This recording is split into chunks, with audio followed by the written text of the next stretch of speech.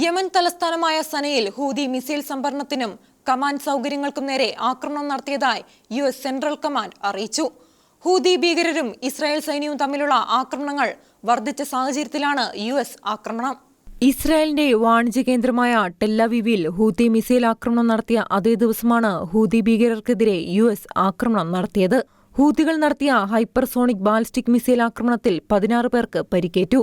മാസങ്ങളായി ചെങ്കടലാക്രമണത്തിന് മറുപടിയായി USഉം UKയും യമനിലെ ഹൂതി ലക്ഷ്യങ്ങളിൽ ബോംബാക്രമണം നടത്തിവരികയാണ്. ഇസ്രായേൽ ഹമാസ് യുദ്ധം ആരംഭിച്ചതിനു ശേഷം ഹൂതികൾ അന്താരാഷ്ട്ര നാവിക കപ്പലുകൾക്ക് നേരെ ആക്രമണങ്ങൾ നടത്തുകയും വ്യാപാര വഴികൾ തടസ്സപ്പെടുത്തുകയും ചെയ്തിരുന്നു. ഹൂതികളുടെ പ്രവർത്തനങ്ങളെ തടസ്സപ്പെടുത്തുന്നതിനാണ് വ്യോമാക്രമണം നടത്തുന്നതെന്ന് US സെൻട്രൽ കമാൻഡ് പറഞ്ഞു.